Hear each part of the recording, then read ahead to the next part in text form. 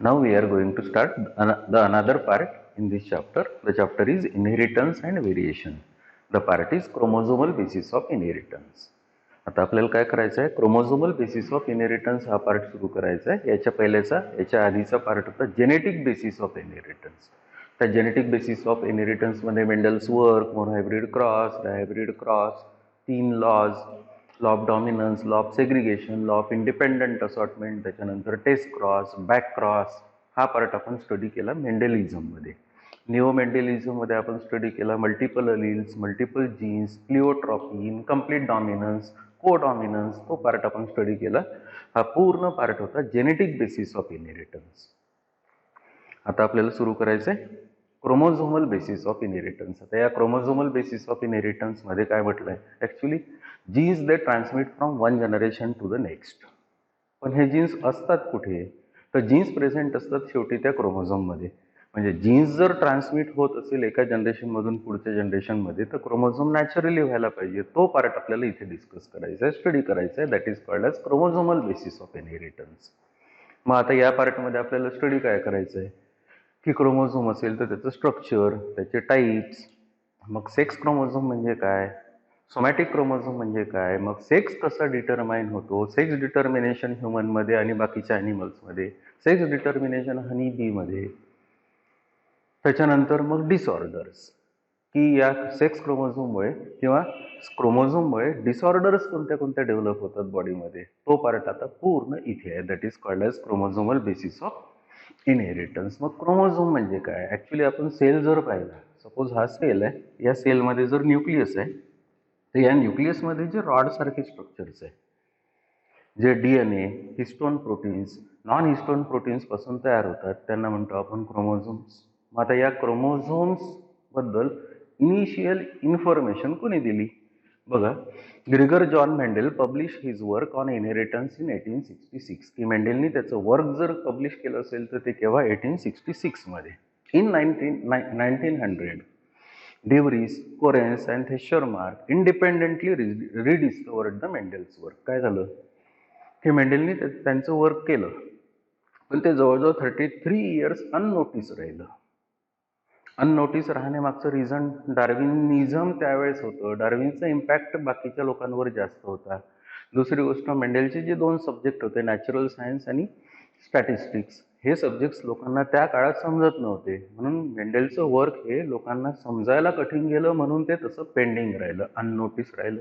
पण या 3 लोकांनी पुन्हा मेंडेलचं वर्क जेव्हा रिडिस्कवर केलं, त्यावेळेस ऑब्झर्वेशन सेम मेंडेलचेच होते. म्हणून rediscovery of Mendel's work it was done by 3 scientist. कोण, De Vries, Correns and Theschermark. Okay. Sutton and Bory in 1903 studied parallel behavior of inheritance of genes and chromosomes. की हे अजून परत 2 scientist आहे, एक सटॉन आणि दुसरं बोरी. याने काय म्हटलं की जीन्स जर एका जनरेशनमधून पुढच्या जनरेशनमध्ये पास म्हणजे ट्रान्समिट होत असेल, तर नॅचरली क्रोमोझोम्स पण पास होतात. So Sutton and Boveri in 1903 studied parallel behavior of inheritance of genes and chromosomes. Chromosomal theory of inheritance was put forth by Sutton and Bory in 1903. की chromosomal theory of inheritance, की इनहेरिटन्समध्ये chromosomes एका जनरेशनमधून पुढल्या जनरेशनमध्ये जातात, ही जी theory आहे, that particular theory it is called as chromosomal theory of inheritance. It was given by Sutton and Boveri in 1903. According to this theory, chromosomes are present in pairs in somatic cell and gamete contain one set of chromosomes. ही theory काय म्हणते की कुठलाही बॉडीचा cell असेल तर that particular cell it is called as a somatic cell, and that particular somatic cell in diploid organism possess pair of chromosomes. की कुठल्याही फॉर एक्झाम्पल सोमॅटिक सेलमध्ये, म्हणजे बॉडीच्या सेलमध्ये इनडायरेक्टली एक सेल आपण जर ऑब्झर्व केला, त्याच्यातला न्यूक्लियस आपण ऑब्झर्व केला, तर त्या न्यूक्लियसमध्ये सोमॅटिक सेलमध्ये क्रोमोझोमचा नंबर हा डिप्लॉइड राहील. म्हणजे सगळे क्रोमोझोम्स कसे राहील, पेअर्ड राहील. पण गमिट जर असेल तर इनडायरेक्टली त्या गमिटमध्ये क्रोमोझोम्स पेअर्ड राहणार नाही, ते अनपेअर्ड राहील. कारण गमिटमध्ये क्रोमोझोमचा नंबर बॉडीच्या सेलच्या क्रोमोझोमपेक्षा हाफ असतो. कारण गमिट तयार होताना एक डिव्हिजन होते, that division it is called as meiosis. So according to this particular chromosomal theory of inheritance, every body cell or somatic cell possess paired chromosome, but gamete possess unpaired chromosomes. The number of chromosomes is always definite for a species. Yes, this is the characteristic of this particular theory, that every specific organism possesses specific number of chromosomes. So for example, me human आहे. The human cell, diploid cell possesses 46 chromosomes. 46 chromosome. एखादा for example rat जर असेल तर त्या रॅटच्या बॉडीच्या सेलमध्ये क्रोमोझोमचा number हा 42 राहील. एखादा फ्रॉग असेल तर त्या पर्टिक्युलर फ्रॉगमध्ये त्याच्या बॉडीच्या सेलमध्ये, सोमॅटिक सेलमध्ये क्रोमोझोमचा नंबर 26 राहील. एखादा गोरिला असेल तर त्या पर्टिक्युलर गोरिलाच्या बॉडीच्या सोमॅटिक सेलमध्ये क्रोमोझोमचा नंबर 48 राहील. म्हणजे या 3-4 एक्झाम्पल मधून आपल्याला काय माहिती होते की every organism, every species of that particular specific kind possess a specific number of chromosomes, and these particular chromosomes which are present in that particular organism or that particular cell of that organism, they are of two different types. They are the autosomes and the allosomes.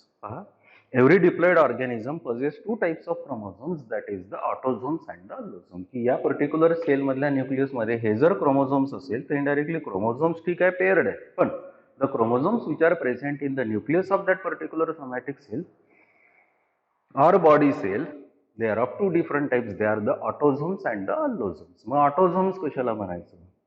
The chromosomes which only determines the body character. The chromosomes which only determines the body character. की असे chromosomes की ज्या particular क्रोमोझोम्सनी फक्त बॉडीचे character determine होईल. Such particular chromosomes, they are called as the autosomes. They are also called as the somatic chromosomes. The another they are called as the allosomes. Allosomes म्हणजे काय? The chromosomes which determines the sex character in addition to the body character. म्हणजे असे chromosomes की ज्या particular क्रोमोझोम्सला sex character तर determine करायचं आहेच, पण त्याच्याशिवाय ते बॉडी कॅरेक्टर पण डिटरमाइन करू शकतात. Such particular chromosomes are called as allosomes. They are also called as heterosomes. They are also called as sex chromosomes. मग किती टाईपचे क्रोमोझोम्स या पर्टिक्युलर सेल मधल्या न्यूक्लियस मध्ये असेल? 2. कुठले कुठले?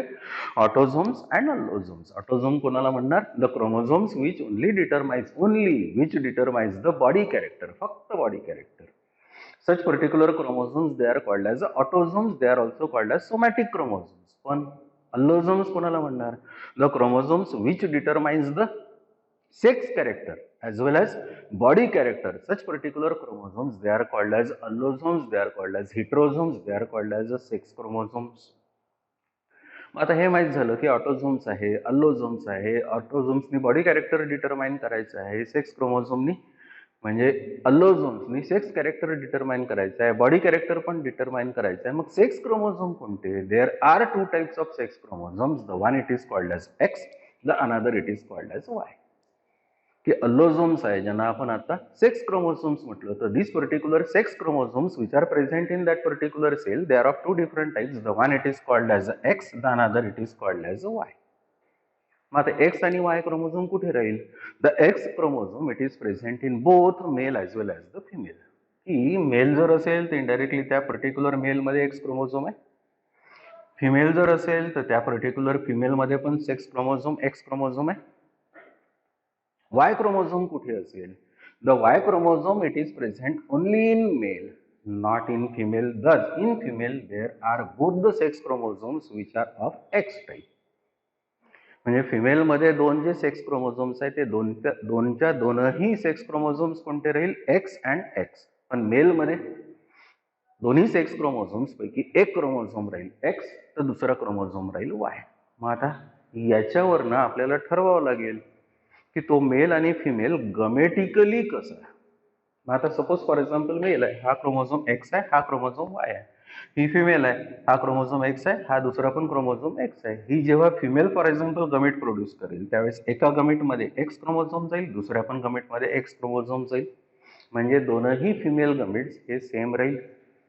So because female possess two similar sex chromosomes, they are the X and X, and this particular female when produce the gametes or ova, both these particular female gametes or ova, they are of similar type. That's why the human female is called as a homogametic.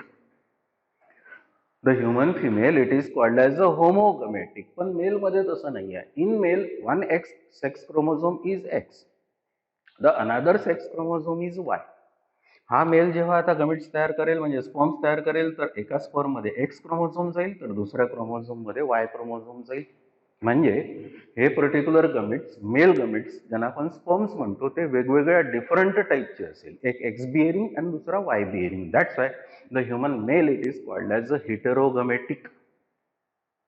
Conditions माहिती झाल्या आपल्याला की मेलला हेटेरोगमेटिक का म्हणायचं आणि फिमेलला homogametic का म्हणायचं. Why female it is called as homogametic? The female is homogametic because female produce gametes of similar type, that is X bearing and X bearing. And why male it is called as heterogametic? Male possess two different types of sperms. The one it is X bearing, the another it is Y bearing. That's why human male it is called as heterogametic. So these are the two conditions. The one it is called as homogametic, the another it is called as a heterogametic. So these are the sex chromosome. The one chromosome is X, the another chromosome is Y. Okay. आता आपल्याला काय करायचं आहे की chromosomes आपल्याला माहिती झाली की क्रोमोझोम्स किती टाईपचे असतात, तर दोन, एक ऑटोझोम आणि दुसरा अल्लोझोम. आता आपल्याला पाहायचं की क्रोमोझोम काय असतो, त्याचं स्ट्रक्चर कसं असणार. चला ऑब्झर्व करा. मग आता हा सेल आहे, या सेल मधला हा न्यूक्लियस आहे, न्यूक्लियस मधला हा रॉड जो दिसतोय, मायन्यूट रॉड आहे, त्याला म्हणतो आपण chromosome. So what is chromosome then? The chromosome, it is a minute rod-like structure present in the nucleus. The chromosome, it is a minute rod-like structure present in the nucleus. Chemically, this particular chromosome, it is made up of DNA, histone protein and non-histone protein. की chromosome काय आहे, तर तो minute rod सारखा structure आहे. कुठे present असतो, तो न्यूक्लियस मध्ये प्रेझेंट असतो. केमिकली त्या पर्टिक्युलर क्रोमोझोम मध्ये काय काय प्रेझेंट आहे, तर this particular chromosome it is chemically made up of DNA, histone protein and non histone protein. आता या पर्टिक्युलर क्रोमोझोमला आपल्याला डिटेल ऑब्झर्व करायचे की एका क्रोमोझोमच्या स्ट्रक्चर मध्ये काय काय असणार. केअरफुली ऑब्झर्व करा. दस the chromosome it is a minute rod like structure. This particular chromosome externally, बाहेरून, it is covered by the covering. That particular covering it is called as a pellicle.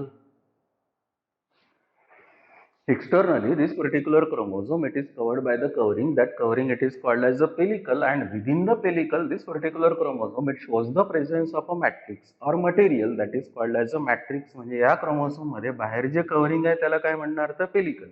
आणि आत या पेलिकलच्या आतमध्ये जे काही मटेरियल असेल, that particular material it is called as a matrix. आता या क्रोमोझोमच्या आत काय दिसत आहे, this particular chromosome it shows the presence of two coiled structures. They are called as a chromatids or they are called as a क्रोमोनिमॅटा.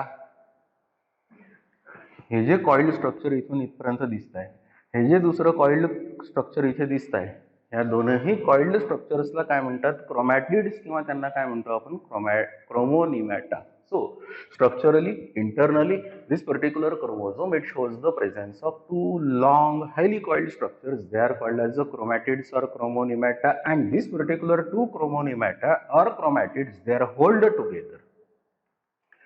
They are held together by the structure of this particular chromosome that is called as a primary constriction. की या particular दोन क्रोमॅटिड्सला hold करायला या chromosome मध्ये एक असं constriction आहे की ज्या कॉन्स्ट्रिक्शनला काय म्हणतात, primary constriction, or this particular constriction it is also called as centromere or it is called as a kinetochore. The function of this particular centromere or kinetochore or primary constriction is to attach the spindle fibers during cell division.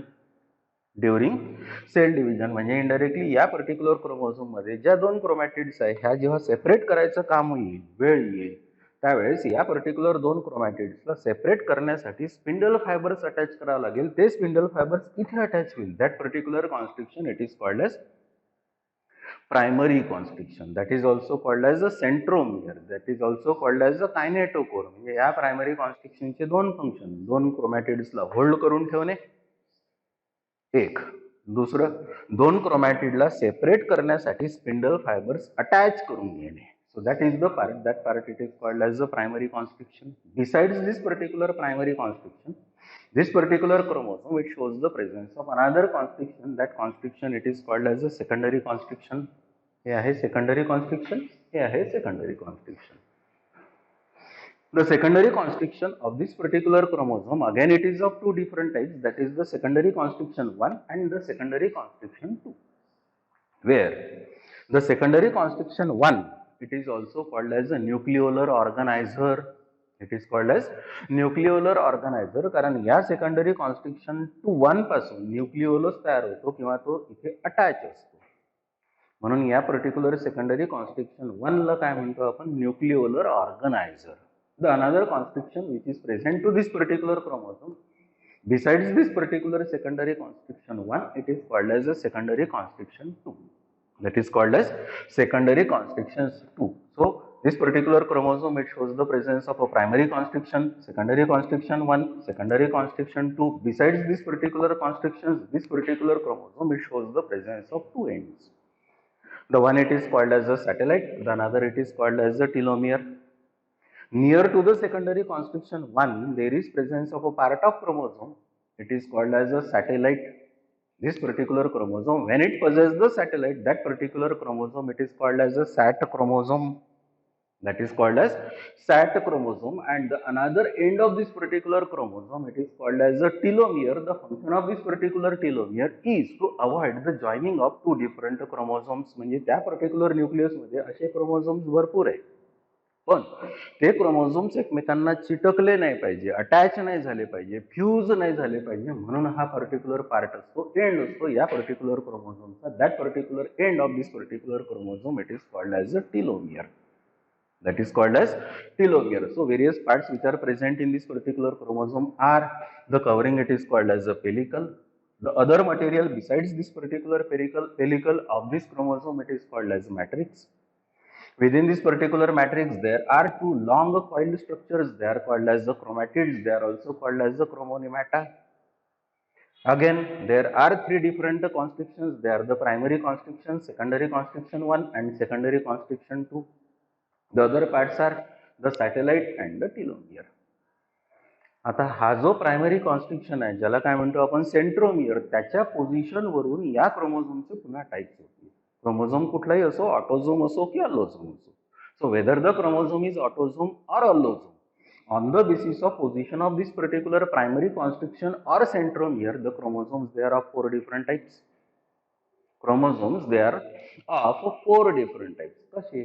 So if this particular centromere, it is present exactly in the center. हा centromere आहे, इथे मी draw केलेला आहे, तो जर centre मध्ये असतात. So if this particular centromere, if it is present exactly in the center, dividing this particular chromosome into two equal arms, या पर्टिक्युलर क्रोमोझोमच्या प्रायमरी कॉन्स्ट्रिक्शनच्या इकडचा एक पार्ट आणि इकडचा एक पार्ट, याला म्हणतात आर्म आणि यालाही पण म्हणतात arm. So if this particular primary constriction, if it is present exactly in the center, dividing this particular chromosome into two equal arms, this particular chromosome, it is called as a metacentric chromosome. It is called as metacentric chromosome. If this particular primary constriction or centromere, it is present near to the center, center मध्ये नाही आहे पण center पासून जवळ आहे, then this particular chromosome, it is called as a submetacentric chromosome. म्हणजे indirectly हा metacentric chromosome मध्ये तो पर्टिक्युलर सेंट्रोमियर एक्झॅक्टली सेंटर मध्ये असेल, मध्ये असेल. सब मेटासेंट्रिक क्रोमोझोम मध्ये तो सेंट्रोमियर जर असेल तर इनडायरेक्टली तो एक्झॅक्ट सेंटर मध्ये नसेल पण सेंटर पासून जवळ असेल, dividing this particular chromosome into two unequal arms. So if the centromere, it is present exactly in the middle or center, that is called as a metacentric chromosome. If this particular centromere, it is not exactly present in the center but it is present near the center, that particular chromosome, it is called as a submetacentric chromosome. And if this particular centromere of this particular chromosome, it is present far from the center, म्हणजे या particular centre पासून जर हा centromere आहे, so if this particular centromere, it is present far from the center पासून दूर आहे, so this particular chromosome, it is called as acrocentric chromosome. It is called as acrocentric chromosome. And if this particular centromere, it is present towards the telomere, म्हणजे एकदम telomere ला end ला, so then this particular chromosome, it is called as a telocentric chromosome. So on the basis of position of centromere in that particular chromosomes, the chromosomes, they are of 4 different types. They are the metacentric chromosome, submetacentric chromosome, acrocentric chromosome, and telocentric chromosome. In metacentric chromosome, the centromere, it is present exactly in the middle of the chromosome. In a submetacentric chromosome, the centromere, it is present near the center. In acrocentric chromosome, the centromere it is present far from the center, and in telocentric chromosome, the centromere it is present near the telomere. It is called as the telocentric chromosome. So, on the basis of position of this particular centromere, the chromosomes there are 4 different types. आता आपल्याला observe करायचे की या particular sale मधल्या nucleus मध्ये chromosomes आहे. हे chromosomes 2 टाइपचे आहे. आपण मगाशी म्हटलेलं आहे, एक ऑटोझोम आणि दुसरं allosome. Autosomes they determines the body characters, they are also called as somatic chromosomes, and the allosomes which determines the sex character as well as body character, such particular chromosomes they are called as allosomes, they are called as heterosomes, they are also called as sex chromosomes. तर ते sex chromosomes आपल्याला study करायचे. There are 2 types of sex chromosomes. The one it is called as X, the another it is called as Y. The structure of X chromosome, it was for the first time it was given by Miss Stevens, and the structure of Y chromosome it was given by Miss Stevens and Wilson. आता हे आपल्याला observe करायचं की हा X chromosome असेल तर तो कसा असतो, Y क्रोमोझोम असेल तर तो कसा असतो. मग X क्रोमोझोम पहिल्यांदा बघू आपण. The X chromosome it is present in both mail as well as the female. की हा X क्रोमोझोम जो आहे तो मेल आणि फिमेल मध्ये पण प्रेझेंट असेल, दोघांमध्ये. म्हणजे हा सेल आहे, या सेल मधला न्यूक्लियस आहे. हा न्यूक्लियस फॉर एक्झाम्पल जर असेल, इथे आपण क्रोमोझोम्स दाखवलेले असेल आणि हा फिमेल सेल जर असेल तर या फिमेल सेल मध्ये दोन्ही क्रोमोझोम्स X असेल. पण हा सेल आहे, हा न्यूक्लियस आहे आणि हे दोन जर सेक्स क्रोमोझोम असेल आणि हा जर मेल सेल असेल तर एक क्रोमोझोम X असेल आणि दुसरा क्रोमोझोम Y असेल. आपण X क्रोमोझोमच्या स्ट्रक्चर मध्ये आहे. कंपॅरेटिव्ह स्टडी केलेलं असेल तर ते इझी होईल. म्हणून the X chromosome it is a minute rod-like structure. Y chromosome it is a minute rod-like structure. The X chromosome it is present in both male and the female. The Y chromosome it is only present in male. The Y chromosome it is only in male. म्हणजे X chromosome हे female मध्ये दोन्ही X chromosome राहील आणि Y chromosome mail मध्ये observe केलं असेल तर मेल मध्ये एक क्रोमोझोम X राहत असेल तर दुसरा क्रोमोझोम Y आहे. Structurally, this particular X chromosome is longer than that of the Y chromosome. X chromosome च्या स्ट्रक्चर मध्ये चला. The X chromosome it is present in both male and the female. It is a straight, long, rod-like structure. X chromosome it is a straight, long, rod-like structure, and Y chromosome, if it is observed, the Y chromosome it is straight, long, and shorter than the X chromosome. The Y chromosome is straight in human, but this Y chromosome it is bent in birds.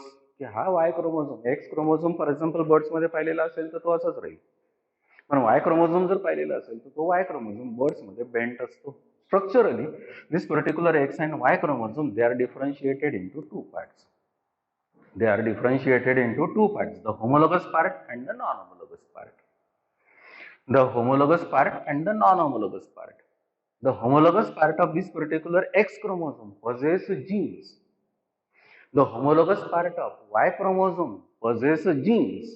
These particular genes which are present on homologous part of X chromosome and the Y chromosomes they determine the sex character.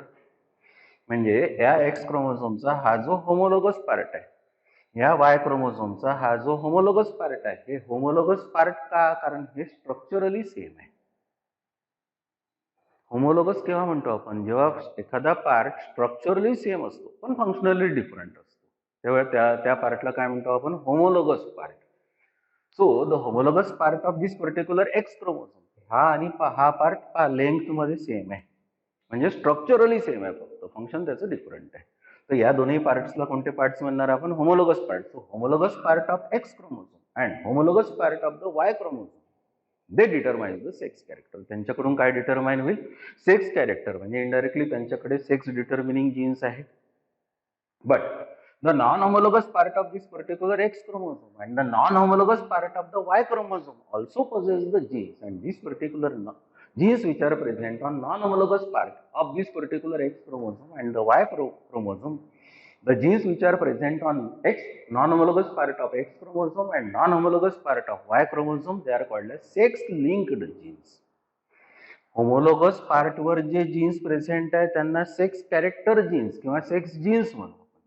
पण non homologous पार्टवर जे present आहे x chromosome असो की Y chromosome असो तिथल्या जीन्सला म्हणतात sex linked genes. मग ते सेक्स लिंक्ड जीन्स जर एक्स क्रोमोझोमच्या नॉन होमोलोगस पार्टवर प्रेझेंट असेल तर they are called as X linked genes. जर ते जीन्स वाय क्रोमोझोमच्या नॉन होमोलोगस पार्टवर प्रेझेंट असेल तर त्यांना म्हणू आपण Y linked genes. So these are called as non homologous part. का बरं हे नॉन होमोलोगस पार्ट? कारण हे सिमिलर स्ट्रक्चर नाही. याची लेंथ पाहिलेली असेल तर लॉंग आहे, याची लेंथ पाहिलेली असेल तर शॉर्ट आहे. हे खालचे दोन होमोलोगस का? कारण या दोघांची लेंथ होमोलोगस पार्टची सेम आहे, म्हणून यांना काय म्हणतो आपण? Homologous part. So what is homologous part? They are when structurally similar but functionally different. They are called as homologous part. Non-homologous, they are structurally different and functionally different. They are called as a non-homologous part. So the genes which are present on non-homologous part of this particular X chromosome, they are called as X-linked genes, and the genes present on this particular non-homologous part of the Y chromosome, they are called as a Y-linked genes. Structure मध्ये observe केलं तर homologous part of the X chromosome is short. The non-homologous part of the X chromosome is long. इथे पहा, the homologous part of the Y chromosome is long and the non-homologous part of this particular Y chromosome is short. म्हणजे indirectly पहा, परत एकदा पहा की हा जो homologous part आहे X क्रोमोझोमचा हा शॉर्ट आहे, पण याच X क्रोमोझोमचा नॉन होमोलोगस जो पार्ट आहे तो लॉंग आहे. Y क्रोमोझोमचा होमोलोगस पार्ट असेल तर तो लॉंग आहे, पण याच Y क्रोमोझोमचा नॉन होमोलोगस पार्ट असेल तर तो शॉर्ट आहे. So the homologous part of X chromosome and the homologous part of Y chromosomes, they determine the sex character, and the non-homologous part of the X chromosome and the non-homologous part of this particular Y chromosome, they determines the body character. The genes which are present on non-homologous part of X chromosomes and Y chromosomes, they are called as X-linked genes and Y-linked genes respectively. For example, आता हा x क्रोमोझोमचा non homologous part आहे. इथे खूप सारे jeans आहेत की जे body character determine करणार. For example vision. आता हे विजन कॅरेक्टर कसं कॅरेक्टर आहे? बॉडी कॅरेक्टर आहे, पण ते कोणाकडून डिटरमाइन होणार? या नॉन होमोलोगस पार्ट कडून. कोणाच्या? X क्रोमोझोमच्या. Coagulation of blood property, की एखादं इंजुरी झाली आणि ब्लड जर बाहेर येत असेल तर इमिजिएटली ते क्लॉट झालं पाहिजे. ते क्लॉटिंग, कोॲग्युलेशन होणे, बॉडीच्या बाहेर ब्लड आल्यानंतर त्याचा पण जीन कुठे प्रेझेंट आहे? एक्स क्रोमोझोमच्या नॉन होमोलोगस पार्टवर. मग कोॲग्युलेशन ऑफ ब्लड, व्हिजन, हे जे कॅरेक्टर आहे हे कुठले कॅरेक्टर आहे? बॉडी कॅरेक्टर आहे. आणि बॉडी कॅरेक्टर कोणाकडून डिटरमाइन होतात आहे? एक्स क्रोमोझोमच्या नॉन होमोलोगस पार्टकडून. So coagulation of blood, vision, these are the body characters, these are the somatic characters, they are determined from the non-homologous part of this particular X chromosome. The genes are called as X-linked genes. इथे Y chromosome बघा, the Y chromosome, its non-homologous part, it also possesses the genes. The genes are called as Y-linked genes, but the expression of this particular Y-linked genes, it is observed only in males. कारण Y chromosome, it is only present in male. म्हणजे या Y क्रोमोझोमच्या non homologous पार्टवर जे genes present असेल ते genes direct father to son transmit होईल. Such particular genes which are present on non homologous part of this particular Y chromosome, they are called as Y-linked genes, but they are also called as holandric genes. Their inheritance, it is called as holandric inheritance. Holandric inheritance म्हणजे काय? When character transmit directly from father to the son. Such inheritance, it is called as a holandric inheritance. That's why this particular Y-linked genes which are present on non-homologous part of Y chromosome, they are called as holandric genes or they are called as a Y-linked genes. असं का झालं? कारण Y chromosome हा फक्त mail मध्ये present असतो. मग Y chromosome फक्त मेल मध्ये जर असेल तर Y क्रोमोझोमच्या नॉन होमोलोगस पार्टवर असणारे जे जीन्स आहेत ते डायरेक्ट मेल टू मेल म्हणजे फादर टू सन ट्रान्समिट होईल. Such particular genes are called as holandric genes. Their inheritance, it is called as holandric inheritance. पण X क्रोमोझोमच्या नॉन होमोलोगस पार्टच्या जीन्स असं नाही होणार. का? कारण X chromosome, it is present in both male as well as the female. म्हणून the genes which are present on non homologous part of the X chromosome, they express their character in both male as well as the female. So such are the two chromosomes. They are different from each other, that's why they are called as heterosomes. They are again different from each other, they are also called as allosomes. Allo means different, and they are of two different types. They are the X chromosome and the Y chromosome, and the main function of this particular X chromosome and the Y chromosome being it is determination of sex. That's why this particular X chromosome and the Y chromosomes, they are called as the sex chromosomes. They are called as sex chromosomes. So these are the two chromosomes. The one it is called as X chromosome, the another it is called as Y chromosome. आता आपल्याला या part मध्ये काय काय माहिती झालं की chromosomes असतात.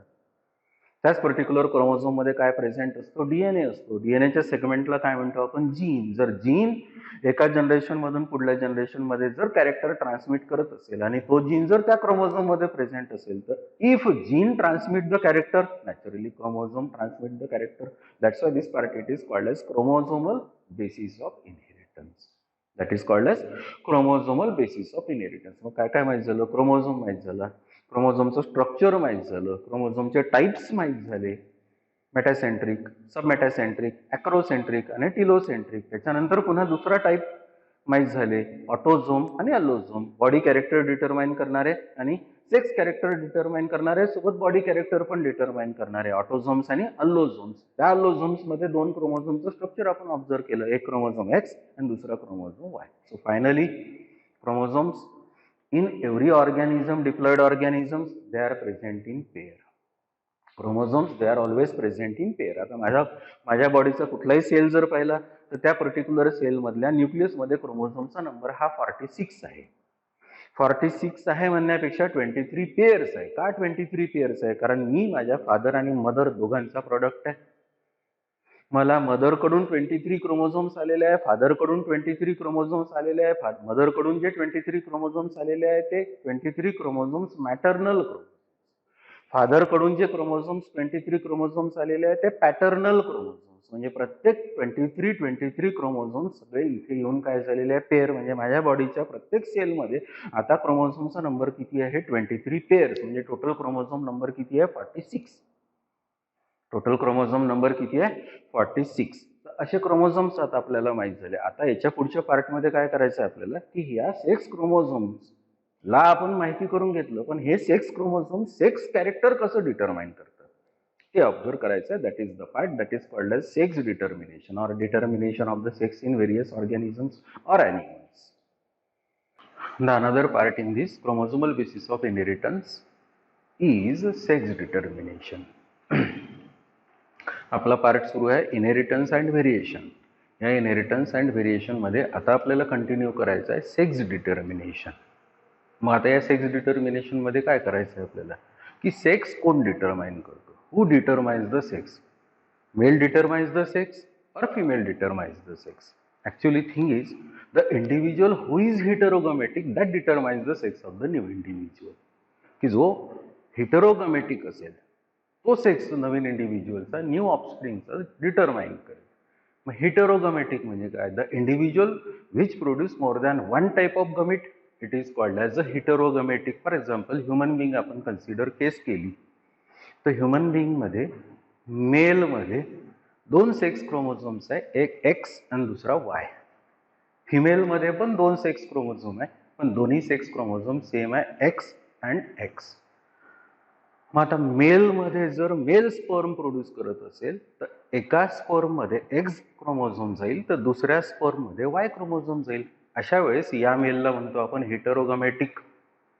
फिमेल असेल तर एका ओव्हममध्ये एक्स क्रोमोझोम जाईल तर दुसऱ्या पण ओव्हममध्ये एक्सच क्रोमोझोम जाईल. म्हणजे दोनही ओव्हम फिमेल गमेट्स हे सेम राहील. म्हणून female in this case in human being it is called as a homogametic and male in human being it is called as a heterogametic. And the theory regarding this particular sex determination it is called as the theory of heterogamesis. He theory काय म्हणते, the individual who is heterogametic that determines the sex of the new individual. So this is the part it is called as a sex determination. आता आपल्याला करायचं आहे की human being मध्ये sex कसा determine होतो, बर्ड्स मध्ये सेक्स कसा डिटरमाइन होतो, हनी बीज मध्ये सेक्स कसा डिटरमाइन होतो, तो आहे. हिस्ट्री ऑब्झर्व करा. Henking in 1881 was the first scientist who observed the relation between chromosomes and sex determination. Henking हा सगळ्यात पहिल्यांदा म्हणतो की sex is the character and that is determined by specific chromosome which is present in the cell. That particular chromosome it is called as sex chromosome.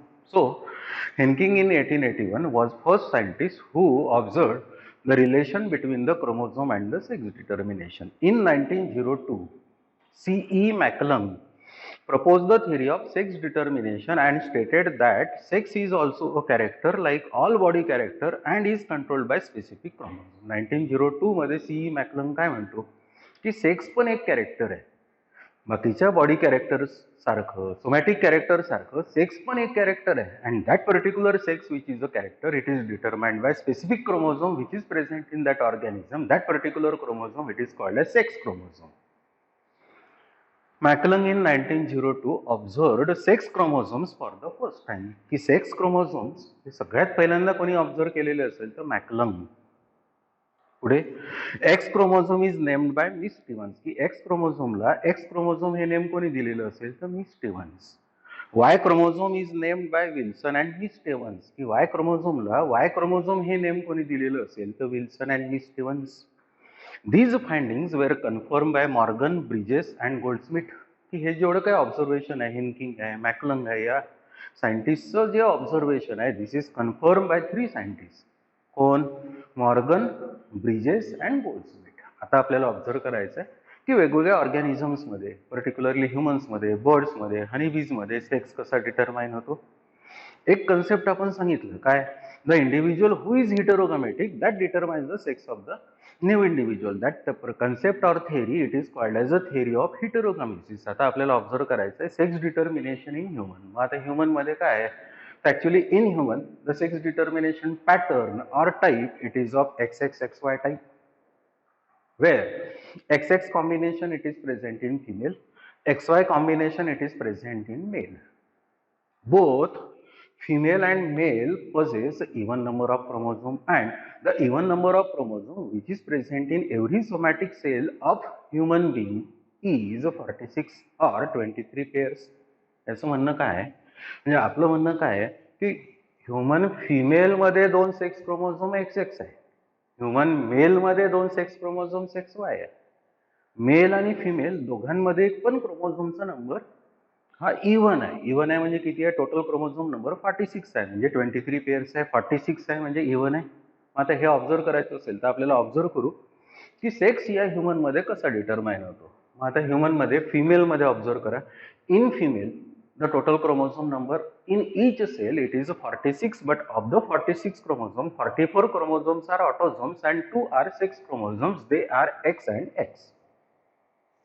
की human फिमेलच्या कुठल्याही सेलमध्ये total क्रोमोझोमचा number हा 46 आहे पण 46 क्रोमोझोम्स पैकी 44 क्रोमोझोम्स हे autosomes आहे. Autosomes कशाला म्हणतो the chromosomes which only determines the body character. Such particular chromosomes are called as autosomes. They are called as somatic chromosomes. Besides these particular autosomes, in same female there are 2 sex chromosomes. They are the X and the X. Male मध्ये in human male there are total 46 chromosomes. In each somatic cell or each cell of the 46 chromosome, 44 chromosomes are autosomes and 2 are sex chromosomes. The 2 sex chromosomes are X and Y. म्हणजे difference काय दिसतो की female मध्ये क्रोमोझोमचा number 46 आहे, mail मध्ये क्रोमोझोमचा number 46 आहे. Female मध्ये sex chromosomes दोन्ही पण सेम आहे X अँड X. मेल मध्ये दोन्ही सेक्स क्रोमोझोम्स डिफरंट आहे, एक X आहे आणि दुसरा Y आहे. मग आता फिमेल आहे मिओसिस मध्ये जाईल, मिओसिस मध्ये गेल्यानंतर मग 2 ओव्हा तयार होईल फिमेल कडून म्हणजे फिमेल गमेट्स तयार होईल. क्रोमोझोमचा नंबर हाफ होईल म्हणजे एका गमेटमध्ये क्रोमोझोमचा नंबर 23 असेल, दुसऱ्या पण गमेटमध्ये क्रोमोझोमचा नंबर 23 असेल. 22 ऑटोझोम्स प्लस 1 एक्स क्रोमोझोम. दुसरीकडे 22 ऑटोझोम्स प्लस 1 एक्स क्रोमोझोम म्हणजे ह्या क्रोमोझोमचा नंबर किती झाला 23, हा पण किती झाला 23. हे जर आपण टोटल केले तर टोटल किती होईल 46. ठीक आहे. आता इथे फिमेल कडून दोन्ही जे ओव्हा मिळाले म्हणजे फिमेल गमेट्स मिळाले हे दोन्ही कसे आहे सारखे आहे. That's why this particular human female in human it is called as homogametic. That is called as homogametic. मग होमोगमेटिक कशाला म्हणतो आपण the individual which produce only one type of gamete that particular individual it is called as a homogametic. Male मध्ये human मध्ये या human mail मधले या particular क्रोमोझोम्सच्या कॉम्बिनेशनला आपल्याला हाफ करायचं आहे कारण during gamete formation chromosomes they become half. म्हणजे इनडायरेक्टली हे दोन्ही काय आहे मेल गमेट्स आहे म्हणजे स्पर्म्स आहे. तर 44 ए ला हाफ केलेलं असेल तर 22A एक्स वाय ला हाफ केलेलं असेल तर एका गमेटमध्ये जाईल एक्स, दुसऱ्या गमेटमध्ये जाईल वाय. म्हणजे इनडायरेक्टली एक स्पर्म कसं राहील 22A प्लस एक्स, दुसरा स्पर्म कसं राहील 22A प्लस वाय. आता इथे ऑब्झर्व केलं या दोन स्पर्म्सला म्हणजे मेल गमेट्सला तर दोन्ही पण डिफरंट आहे. कसे डिफरंट आहे? एक आहे एक्स बिअरिंग आणि दुसरा आहे Y bearing. That's why human male it is called as a heterogametic. So human female is homogametic, human male is heterogametic. आता आपण काय करू, ह्या सगळ्या गमिट्सला, हे सगळे चारही जे आहे ते गमिट्स आहे, ला कॉम्बिनेशन मध्ये कॉम्बिनेशन आहे 1-3. कॉम्बिनेशन मिळेल 44AA plus X X, sex राहील female. 1-4 44AA plus X Y, sex काय राहील तर male. 2-3 44AA plus X X, sex काय राहील तर फिमेल, एक्स एक्स क्रोमोझोम आहे म्हणजे female. 2-4 44AA plus X Y म्हणजे सेक्स काय राहील तर मेल. म्हणजे indirectly of the 4 new individuals or offsprings 50% are male and 50% are female. But the sex of this particular new individuals or offsprings is determined by the type of the sperm which fertilizes the ovum. The sex of the new individual is determined by type of the sperm which fertilizes the ovum. म्हणजे या particular केस मध्ये काय दिसतंय आपल्याला की जशा टाईपचा sperm असेल तशा टाईपचा नवीन इंडिव्हिज्युअलचा सेक्स असेल. म्हणजे एक्स बिअरिंग स्पर्म असेल तर सेक्स न्यू इंडिव्हिज्युअलचा फिमेल असेल. वाय बिअरिंग स्पर्म असेल तर न्यू इंडिव्हिज्युअलचा सेक्स हा मेल असेल. Indirectly in this particular case being male is heterogamic in human, the male is father is responsible for the determination of the sex of the new individual. बघा, in human male is heterogamic, male heterogamic आहे and is responsible for determination of sex in offspring. In this, the type of sperm which fertilizes the ovum determines the sex of the new individual. या particular mechanism मध्ये काय दिसते की जशा टाईपचा sperm आहे तशा टाईपचा नवीन इंडिव्हिज्युअलचा सेक्स राहील. कसा की एक्स बिअरिंग स्पर्म असेल तर चाइल्ड फिमेल राहील, वाय बिअरिंग स्पर्म असेल तर चाइल्ड मेल राहील. Indirectly being in this particular human, the male is heterogamic, that determines the sex of the new individual. पण हे जे मेकॅनिझम आहे, जे this particular mechanism it is called as XXXY mechanism, हे सगळ्या इंडिव्हिज्युअल्स मध्ये किंवा या अर्थवरच्या सगळ्या ऑर्गॅनिझम्स मध्ये राहील असं नाही. Another example it is sex determination in birds. आता या बर्ड्स मध्ये जर पाहिलं तर एक्झॅक्ट या ह्युमन मध्ये जे सेक्स डिटर्मिनेशनचं मेकॅनिझम होतं त्या मेकॅनिझमच्या अपोजिट इथे दिसेल. कसं? The sex determination in birds. In this particular birds, the sex determination type it is a ZZZW mechanism or ZZZW type, where the male possesses similar chromosomes and the female possesses dissimilar sex chromosomes. म्हणजे indirectly या mail मध्ये chromosomes आहेत ZZ, हे sex chromosomes आहे. Female मध्ये chromosomes आहेत ZW, हे पण सेक्स क्रोमोझोम्स आहे. इथे ऑटोझोम्स नाहीये असं नाही, ऑटोझोम्स आहे. आपल्याला सेक्स डिटरमाइन करायचं आहे म्हणून आपण फक्त सेक्स क्रोमोझोम्स लिहिले. मेल कडून दोन स्पर्म्स काय तयार होईल, एक राहील झेड बिअरिंग, दुसरा राहील झेड बिअरिंग. फिमेल कडून दोन ओव्हा कसे प्रोड्यूस होईल, एक राहील झेड बिअरिंग आणि दुसरा राहील डब्ल्यू बिअरिंग. म्हणजे इनडायरेक्टली फिमेल कडून दोन टाईपचे ओव्हा प्रोड्यूस झाले, मेल कडून एकाच टाईपचा स्पर्म प्रोड्यूस झाला. म्हणजे या केसमध्ये फिमेल इज हेटेरोगमेटिक. ह्युमन मध्ये कसं होतं की मेल इज हेटेरोगमेटिक, या बर्ड्स मध्ये कसं आहे की फिमेल इज हेटेरोगमेटिक. आणि आपली थिअरी ऑफ हेटेरोगमेसिस काय सांगते, the individual who is heterogametic that determines the sex of the new individual. So in case of birds, being this particular female is heterogamic, that is responsible for the determination of sex of new individuals or offsprings. मग आता हे चार gametes आहे, दोन sperms आहे, दोन ओव्हा आहे. Combination आपण इथल्यासारखंच इथे केलंय. 1-3 ZZ असं असेल तर सेक्स काय होईल, मेल. 1-4 ZW, सेक्स काय होईल तर फिमेल. 2-3 सेक्स काय होईल तर मेल, कॉम्बिनेशन राहील ZZ. 2-4 ZW, सेक्स काय राहील तर फिमेल, कॉम्बिनेशन राहील ZW. म्हणजे या पर्टिक्युलर मेकॅनिझम मध्ये काय कळलं की in this particular mechanism of birds, being this particular female is heterogamic, that determines the sex of the new individual. So in birds, the female being is heterogamic is responsible for the determination of sex in offspring. So in this, the type of the ovum which is fertilized by the sperm determines the sex of the new individual. की हा particular ovum आहे, हा particular ovum आहे, हा particular ovum किंवा हा particular ovum ज्या sperm कडून फर्टिलाइज होतो, ज्या टाईपचा ओव्हम आहे तशा टाईपचा त्या पर्टिक्युलर न्यू इंडिव्हिज्युअलचा सेक्स डिटरमाइन होईल. For example, if the ovum is Z bearing, if the ovum is Z bearing, the sex of the new individual is male. And if the ovum is W bearing, W sex chromosome bearing, the sex of new individual it is female. म्हणजे indirectly इथे काय दिसलं आणि इथे काय दिसलं की in human being male is heterogametic, that determines the sex of the new individual, and in birds the female being is heterogametic, that determines the sex of the new individual. अशाच टाईपचं अजून एक मेकॅनिझम आहे. That particular mechanism it is found in honeybees. So that is the part, that part it is called as sex determination in honeybees, where in honeybees the number of set of chromosome determines the sex of the new individual. So in this, sex is determined by the number of set of chromosomes received by an individual. की नवीन individual कडे किती set of chromosomes येतात त्याच्यावरनं त्या particular new इंडिव्हिज्युअलचा sex determine होतो. It is called as a haplodiploid sex determination. This particular mechanism, जसं या मेकॅनिझमला म्हटलं आपण XXXY mechanism, this is called as a ZZZW mechanism. तसंच हे mechanism that is called as a haplodiploid sex determination. आता या particular केसमध्ये हनीबीज मध्ये कसं असणार की या हनीबीज मध्ये फिमेल ही डिप्लॉइड असणार, म्हणजे प्रत्येक बॉडीच्या सेल मधल्या न्यूक्लियस मध्ये क्रोमोझोम्स हे पेअर्ड असणार. त्या कंडिशनला म्हणतो आपण diploid. 2n diploid chromosome number female मधला आहे 32, म्हणजे 2n is equal to 32. Mail हा जो असतो ना तो हॅप्लॉइड असतो. हॅप्लॉइड कशाला म्हणतो? When chromosomes are not paired of that cell. Chromosomes all if are unpaired, the condition of that particular individual it is called as haploid. म्हणजे male कसा आहे तर हॅप्लॉइड आहे. हॅप्लॉइड क्रोमोझोम नंबर आहे 16, म्हणजे n इज इक्वल टू 16. इकडे 2n is equal to 32. Female कशी असणार?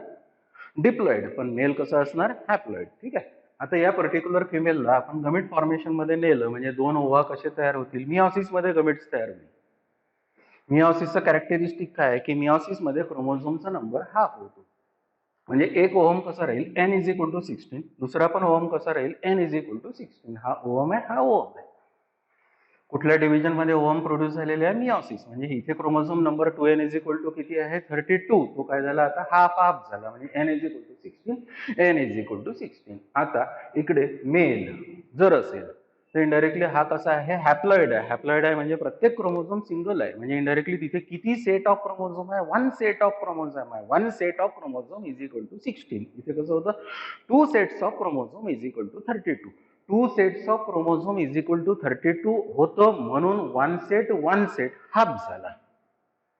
पण इथे काय म्हटलेलं आहे आपण? n इज इक्वल टू 16, म्हणजे 1 सेट ऑफ क्रोमोझोम आहे, त्याला हाफ नाही करता येणार आपल्याला. इथे 2 sets of chromosome is equal to 32, आपल्याला त्याला हाफ करता आलं. 1 set of chromosome is equal to 16, 1 set of chromosome is equal to 16. पण इथे 1 set of chromosome is equal to 16 1च सेट आहे. 16 या नंबरला तुम्हाला हाफ नाही करायचं आहे. 1 सेट इज इक्वल टू 16. म्हणजे 1 set of chromosome is equal to 16. तो जर हाफ होत नसेल तर इनडायरेक्टली या पर्टिक्युलर मेल मध्ये गमिट फॉर्मेशनसाठी डिव्हिजन राहील मायटोसिस. मायटोसिस मध्ये क्रोमोझोमचा नंबर चेंज होत नाही. मिओसिस मध्ये क्रोमोझोमचा नंबर हाफ होतो, पण मायटोसिस मध्ये क्रोमोझोमचा नंबर हा हाफ होत नाही, तो तेवढाच राहतो. Naturally in male during gamete formation the division which occurs that is called as mitosis, where the male gamete which is called as sperm it is now n is equal to 16. ठीक आहे. आता हे सगळे gametes आहे. हे दोन female gametes आहे, हा मेल गमेट आहे, म्हणजे हे दोन ओव्हम आहे आणि हा स्पर्म आहे. ठीक आहे. आता हा जो स्पर्म आहे n इज इक्वल टू 16, हा जर या ओव्हम सोबत जर फ्यूज झाला, n is equal to 16 plus n is equal to 16, हे जर आपण कंबाईन केलं दोन गमेट्स, तर कॉम्बिनेशन मिळेल 2n is equal to 32 and 2n is equal to 32. The sex of this particular individual is female. म्हणजे इनडायरेक्टली ज्या पर्टिक्युलर इंडिव्हिज्युअल मध्ये दोन सेट ऑफ क्रोमोझोम आहे, 2n इज इक्वल टू 32 आहे, त्या इंडिव्हिज्युअलचा सेक्स कसा राहील तर फिमेल. पण जर n इज इक्वल टू 16 हा कुठल्या स्पर्म सोबत जर फ्यूज नाही झाला तर naturally this particular female gamete directly get change without fertilization into the new individual. That new individual it is called as male. म्हणजे हा particular n is equal to 16 हा ओहम आहे, हा डायरेक्ट मेटामॉर्फोज होईल, म्हणजे तो कन्व्हर्ट होईल तर इनडायरेक्टली तो इंडिव्हिज्युअल काय असेल, मेल. म्हणजे n इज इक्वल टू 16 हा ओहम डायरेक्ट मेलमध्ये कन्व्हर्ट होईल. मेलमध्ये क्रोमोझोमचा नंबर राहील n इज इक्वल टू 16. त्यावेळेस या मेलचा सेक्स कसा राहील, या इंडिव्हिज्युअलचा सेक्स कसा राहील, मेल. म्हणजे या पर्टिक्युलर फिमेल आणि मेलमध्ये तुम्हाला फरक काय दिसतो. If honeybee possess two sets of chromosome is equal to 32, the sex of that honeybee is female. But the honeybee which possess only one set of chromosome, one set is equal to 16, the sex of that particular new honeybee, it is a male. So in this the number of set of chromosomes determine the sex of the new individual. If the number of set of chromosome 1 आहे तर sex male आहे, if the number of set of chromosome 2 आहे तर female आहे. And indirectly, in honeybee, the number of set of chromosomes determines the sex of the new individual. If a new individual or offspring possess one set of chromosome, the sex of that individual is male. If a new offspring, new individual possess two sets of chromosome, the sex of that particular individual is female. So this is the part that is called as sex determination. So in human, the mechanism of sex determination is XX-XY type, where XX is female and XY is male. In birds, the mechanism of sex determination is ZZ-ZW type, where the ZZ is male and the ZW is female. In both these particular mechanisms, the individual who is heterogametic, whether that particular individual is male or that particular individual is female, that is responsible for the determination of the sex. That's why that theory it is called as theory of heterogamecy. So this is the part it is called as sex determination.